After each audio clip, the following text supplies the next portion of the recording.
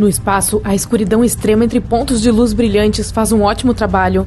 Ela esconde buracos negros, escancarados, famintos e assustadores. Essa escuridão torna muito difícil para os astrônomos encontrar informações detalhadas sobre esses monstros espaciais. Quando uma estrela poderosa e massiva chega ao fim de sua vida, ela não pode simplesmente desaparecer. Um dos cenários mais prováveis é que a estrela ficará sem seu combustível nuclear. Então, em um clarão de luz brilhante, entrará em colapso sob sua própria gravidade. Se a estrela for grande o suficiente, ela se transformará em um buraco negro. Existe um tipo hipotético de buraco negro chamado primordial. Os cientistas nunca conseguiram nenhuma prova real de sua existência. Esses buracos são incrivelmente antigos e muito pequenos para os padrões dos buracos negros, é claro. Os astrônomos acreditam que eles podem ter surgido vários milissegundos após o Big Bang. Naquela época, estrelas e galáxias ainda não haviam nascido. Isso significa que os buracos negros primordiais provavelmente testemunharam toda a história do universo. Até o momento, os menores buracos negros primordiais provavelmente já evaporaram, mas os maiores ainda podem estar espalhados pelo espaço. Mas como os buracos negros primordiais surgiram? No começo, o espaço não era o mesmo. Em algumas regiões era mais quente, em outras mais frio, e algumas áreas eram extremamente densas. Os cientistas acreditam que esses pontos densos podem ter se transformado em buracos negros primordiais. O mais curioso é que esses buracos devem ser tão pequenos exatamente porque surgiram logo após o Big Bang. Quanto mais tempo demorava para um buraco negro aparecer, maior ele era. A diferença de massa entre os buracos negros mais velhos, menores, e os mais jovens, maiores, era incrível. É como comparar uma massa 1000 vezes maior do que a do nosso Sol e a de uma bala de goma. Agora você tem uma ideia. Havia uma teoria de que os buracos negros primordiais poderiam, na verdade, ser matéria escura. Acredita-se que essa matéria seja cerca de 80% da massa do universo observável. No entanto, os astrônomos não podem ver esse ingrediente bizarro diretamente, pois ele não emite luz ou qualquer tipo de energia. A ideia permaneceu impopular por décadas, mas recentemente, os cientistas perceberam que existem muito mais buracos negros no universo do que se costumava pensar. E isso significa que a teoria pode realmente funcionar. E a vasta e ainda escondida população de buracos negros do Big Bang pode não apenas constituir, mas ser matéria escura. Afinal, os astrônomos ainda não descobriram uma única partícula de matéria escura, mesmo depois de décadas de pesquisa. Alguns cientistas argumentam que a matéria escura não pode ser toneladas de buracos negros primordiais de vários tamanhos. Eles colidiriam com muita frequência para que isso funcionasse. Outros alegam que os buracos negros podem existir em pares, e então um terceiro pode sempre se aproximar do par e substituir um dos buracos iniciais. Afinal, nosso universo está cheio de buracos negros e não há falta deles. Este processo se repetiria várias vezes, o que significa que quase não haveria fusões ou colisões. Os buracos negros primordiais podem ficar em aglomerados do tamanho da distância entre o nosso Sol e a estrela mais próxima. Cada um desses aglomerados pode abrigar milhares de buracos negros, todos amontoados. Um buraco negro monstruoso de 30 massas solares pode ficar no centro, com os menores, mais comuns, ocupando o resto do espaço. Esses aglomerados podem estar em qualquer lugar que os astrônomos pensem que a matéria escura está. Mas até agora, esta ainda é apenas uma teoria interessante, e alguns cientistas ainda não a apoiam. Mais dados são necessários. Os buracos negros às vezes se comportam como vulcões galácticos massivos. De vez em quando, eles entram em atividade, mas em vez de cuspir lava, produzem enormes quantidades de energia, o que faz buracos no material e no gás ao redor. Há pouco tempo, os cientistas descobriram uma das maiores crateras do universo. Telescópios de rádio e raios-x detectaram um buraco negro supermassivo que teve um ataque de raiva de muitos anos atrás. Isso aconteceu em um aglomerado de galáxias a cerca de 390 milhões de anos-luz da Terra. A cratera deixada para trás, que na verdade era um buraco perfurado no gás quente do aglomerado, poderia acomodar 15 galáxias da Via Láctea. Uau! Recentemente, astrônomos descobriram que uma das estrelas mais massivas da vizinhança pode ter simplesmente desaparecido. A estrela costumava pairar no espaço a 75 milhões de anos-luz de distância da Terra. Geralmente é muito longe para os cientistas verem claramente as estrelas individualmente, a menos que sejam realmente enormes, como essa da qual estamos falando. Era gigantesca e brilhava 2,5 milhões de vezes mais forte do que o nosso Sol. Pela última vez, os astrônomos viram a luz da estrela em 2011, mas quando decidiram examiná-la com mais atenção, vários anos depois, não a conseguiram encontrar. Essas estrelas enormes geralmente se transformam em uma supernova extremamente brilhante. Mas não havia nada aqui, o que deixou os cientistas profundamente intrigados. Existe uma teoria de que ela foi engolida por um buraco negro, o que aconteceu sem acionar uma supernova primeiro. Isso ocorre entre estrelas que se aproximam do fim de suas vidas, mas muito, muito raramente. K2141b é um planeta fora do nosso sistema solar. À primeira vista, não é tão diferente da Terra. Possui oceanos líquidos que evaporam em nuvens, condensam e voltam à superfície como chuva. Mas em vez de água, tudo isso acontece com pedra. A superfície do exoplaneta é coberta por mares de lava com dezenas de quilômetros de profundidade. As temperaturas em K2141b chegam a 2.700 graus Celsius durante o dia. Isso é quente o suficiente para que o magma nos oceanos se vaporize na atmosfera. Então, ventos supersônicos, que podem se mover a uma velocidade de 1,6 km por segundo, carregam esse vapor de rocha para o lado noturno do planeta. O magma vaporizado esfria, torna-se líquido novamente e cai como uma chuva rochosa. Bom, parece que vamos precisar de um guarda-chuva maior. Uma estrela na galáxia GSN 069 pode se transformar em um planeta do tamanho de Júpiter nos próximos trilhões de anos. Tudo graças aos encontros regulares da estrela com um buraco negro. Primeiro, os astrônomos notaram explosões bizarras de raio-x. Elas eram super brilhantes e disparavam a cada 9 horas. Depois de examinar esse fenômeno, os pesquisadores perceberam que era uma estrela sendo lançada em uma órbita única ao redor de um buraco negro, e os flashes que eles viram eram o material sendo sugado da superfície da estrela. O fenômeno acontecia toda vez que a estrela passava a altas velocidades pelo seu hospedeiro ganancioso. Ao longo de milhões de anos, o buraco negro já transformou a gigante vermelha em uma anã branca, e o processo não vai parar tão cedo. Astrônomos descobriram recentemente alguns traços de fosfina na atmosfera de Vênus. Na Terra, esse gás incolor e inflamável costuma ser encontrado perto de micróbios. É por isso que uma nova teoria afirma que pode haver vida em Vênus. Mas se houver, só poderia aparecer nas nuvens, porque nenhum organismo vivo seria capaz de sobreviver ao ambiente extremo do planeta. A sua superfície é incrivelmente seca, sem água em estado líquido e com uma pressão 90 vezes maior que a da superfície terrestre. As temperaturas lá chegam a quase 480 graus Celsius, quente o suficiente para derreter certos metais. Então, isso é um não. Metano, um gás que geralmente é produzido por seres vivos, foi encontrado em Marte em 2013.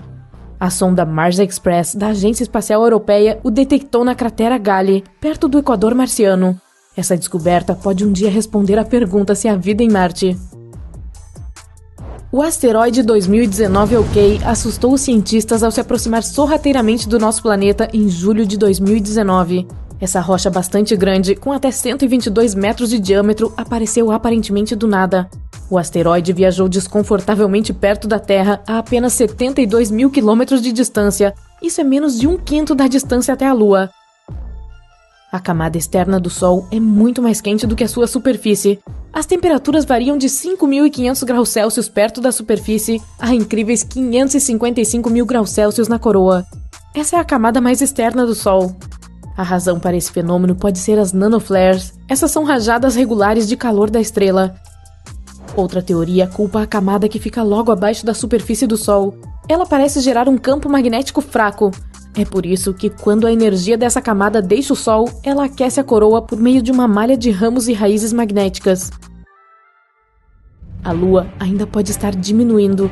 O satélite natural do nosso planeta tornou-se 45 metros menor do que costumava ser várias centenas de milhões de anos atrás. Se seu interior continuar esfriando, isso pode explicar os terremotos que sacodem a superfície lunar. Em 2019, a sonda InSight da NASA, cujo objetivo era estudar o interior de Marte, registrou o primeiro maremoto de todos os tempos. Esses terremotos estavam surgindo rapidamente, cerca de 2 por dia. A maioria deles era minúscula. Você nem mesmo sentiria se acontecessem em nosso planeta. Até agora, mais de 300 maremotos foram detectados. Esses são os primeiros terremotos em qualquer corpo espacial que não seja a Terra e a Lua. Outro fenômeno misterioso descoberto pela missão foram os pulsos magnéticos bizarros. Eles ocorriam toda meia-noite ao redor do módulo de pouso. Ainda não está claro o que eram esses pulsos. Talvez depois da meia-noite eles deixassem tudo acontecer, ou algo assim? A atmosfera de Plutão sobe muito mais acima da superfície do planeta anão do que, digamos, a da Terra. Ela também tem mais de 20 camadas, todas elas muito frias e extremamente condensadas. A propósito, a nossa Lua também tem algum tipo de atmosfera, chamada de exosfera, consiste em hélio, neon e argônio. É 10 trilhões de vezes menos densa que a atmosfera da Terra. Ou, você sabe, bastante fina. Nas profundezas do universo, há uma força misteriosa e poderosa, escondida, esperando para ser desbloqueada. Uma que poderia mudar o mundo como o conhecemos e se chama antimatéria. Vamos descobrir o que é essa coisa e como podemos usá-la para virar nossas vidas de cabeça para baixo. A antimatéria é a fantasia da ficção científica que ganhou vida. Você pode ter ouvido falar dela em Jornada nas Estrelas e Star Wars, mas na verdade é algo real que os cientistas vêm estudando há mais de um século. Mas o que é exatamente? E qual é a diferença em relação à matéria comum? Bem, vamos começar com o básico. Você provavelmente sabe que os átomos são formados por partículas minúsculas chamadas prótons, nêutrons e elétrons. Elas são todas feitas de matéria, que é o que nos constitui e o que compõe tudo ao nosso redor. E a antimatéria é exatamente assim, mas com uma diferença. Em vez de prótons, seus átomos têm algo chamado antiprótons. Em vez de nêutrons, antinêutrons. E ao contrário de elétrons, pósitrons. Basicamente, a antimatéria é composta de partículas com carga oposta, spin e outras propriedades da matéria normal. Enquanto um próton tem uma carga positiva, a do antipróton é negativa. E se um elétron possui carga negativa, a do antielétron, também conhecida como pósitron, é positiva. Entendeu? A antimatéria é uma espécie de gêmea amada comum. É a imagem espelhada de tudo o que conhecemos. Assim como o Batman tem o Coringa, a matéria tem a antimatéria. Portanto, se você sempre quis saber como é estar em um mundo onde tudo é feito do oposto, esta seria a sua resposta. E aqui está a melhor parte. Quando as partículas de antimatéria e matéria se encontram, elas literalmente se aniquilam, liberando uma enorme quantidade de energia ao mesmo tempo. É por isso que os cientistas acreditam que ela poderia fornecer uma fonte de energia quase ilimitada. Agora, você deve estar se perguntando, onde está toda essa antimatéria? Por que não temos essas antipartículas voando por aí e soltando fogos de artifício malucos após cada contato com partículas regulares? Na verdade, os cientistas acreditam que, durante o Big Bang, a matéria e a antimatéria foram criadas em quantidades iguais, mas, por alguma razão, a primeira passou a dominar. Então, quando elas começaram a se destruir mutuamente, no final a comum venceu por um fio de cabelo. Por que isso aconteceu? Ainda não temos ideia. Esse é um dos maiores mistérios da física. Tudo o que sabemos é que foi assim que obtivemos o universo que conhecemos hoje. O que nos faz pensar em como ele seria se a matéria regular tivesse desaparecido. Mas esse é um assunto para outro dia. A antimatéria é considerada uma das coisas mais fascinantes da ciência. Ela tem o potencial de revolucionar nossa compreensão do universo e, claro, pode ser uma nova fonte de energia. Imagine um combustível que poderia impulsionar uma nave espacial até os confins da galáxia ou uma usina de energia capaz de abastecer uma cidade inteira. Isso é o que podemos obter se resolvermos esse quebra-cabeça. Mas como a antimatéria foi descoberta? Especialmente considerando que não havia nada dela no início do universo. Bem, os cientistas conseguiram descobri-la de uma maneira muito inteligente. Antes de mais nada, temos que voltar no tempo até o início do século XX. Foi quando um físico chamado Paul Dirac previu a existência da antimatéria. Ele tinha uma teoria de que, para cada partícula de matéria no universo, deveria haver uma antipartícula correspondente. Essa ideia causou um grande alvoroço na época. Mas sua teoria foi confirmada experimentalmente mais tarde. Na década de 1930, outro físico chamado Carl Anderson descobriu o pósitron, o oposto do elétron. Foi a primeira partícula de antimatéria conhecida. E essa descoberta foi um grande avanço na ciência. Os cientistas logo encontraram mais antipartículas, o que deu início a um campo de estudo totalmente novo: a física da antimatéria. Ainda estamos explorando esse assunto até hoje. Mas como foi que chegamos a essas partículas? Não acabamos de dizer que não havia mais antimatéria após o Big Bang? Bem, não é bem assim. Existe um pouco dela no espaço, mas ela é muito rara e achá-la é uma verdadeira caça ao tesouro. Os cientistas a procuram no espaço por meio da busca de raios cósmicos, que são compostos de partículas de antimatéria. Também podemos criá-la em laboratórios. Atualmente, os pesquisadores utilizam para isso máquinas super legais chamadas aceleradores de partículas. O maior e mais famoso deles é o Grande Colisor de Hadrons, do CERN. Essas máquinas disparam partículas minúsculas em velocidades altíssimas. É como um jogo cósmico de bilhar. Quando essas partículas se chocam umas com as outras, criam-as de antimatéria. Em seguida, são usados containers especiais chamados armadilhas Penning para armazenamento delas. É como manter uma pequena supernova em um frasco. Agora, graças à antimatéria, podemos mudar nosso mundo inteiro. Os cientistas estimaram que até mesmo uma pequena quantidade dela, como alguns gramas, poderia fornecer a mesma energia que a queima de milhões de litros de gasolina. Portanto, mesmo com uma quantidade mínima, seria possível abastecer uma cidade inteira por um ano. É como ter o poder de uma estrela nas mãos. É por isso que a comunidade científica está trabalhando em maneiras de usar esse superpoder para melhorar nossa vida. A ideia é utilizá-lo para produzir eletricidade, como fazemos com o carvão e o gás natural. No futuro, ele poderá ser empregado como uma fonte de energia super limpa e infinita. E também para alimentar naves espaciais, para que possamos viajar para outros planetas e estrelas. Imagine um foguete que poderia nos levar aos confins da galáxia, movido pela energia da antimatéria. Até mesmo uma pequena quantidade dela poderia alimentar uma espaçonave por um período muito longo. E isso não é tudo! A antimatéria também pode ser útil na medicina. Os cientistas estão tentando empregá-la para combater o câncer e fazer imagens do interior de nossos corpos. É como uma super ferramenta capaz de ajudar os médicos de várias maneiras. Em resumo, ela é incrível e poderosa. Agora só precisamos descobrir como usá-la. E aí vem o problema. Embora seja super poderosa, também é muito difícil de produzi-la e mantê-la. É necessário muita energia para fabricar até mesmo uma pequena quantidade. É algo que requer insumos incrivelmente altos, o que a torna muito cara para ser gerada em grandes quantidades. Esses também são alguns outros problemas. Por exemplo, quando tivermos nossa pequena quantidade de antimatéria, como vamos armazená-la? Não podemos simplesmente colocá-la em um pote. As antipartículas são extremamente instáveis e também atraídas pela matéria comum, como um ímã para uma geladeira. Portanto, os cientistas criaram algumas maneiras inteligentes de guardá-las, como prendê-las no vácuo ou estocá-las em alguns campos magnéticos incrivelmente fortes. E mesmo assim, ainda é um processo delicado e caro.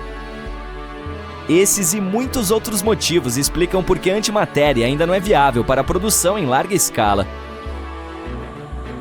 Se você estivesse tentando encher o tanque de gasolina do seu carro com ela, custaria mais do que o PIB de um pequeno país.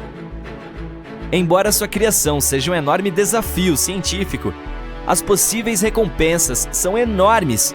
É por isso que, neste momento, os cientistas estão trabalhando para encontrar maneiras de produzi-la e armazená-la de forma mais eficiente e econômica. E, se tiverem sucesso, ela poderá se tornar a nova fonte de energia definitiva.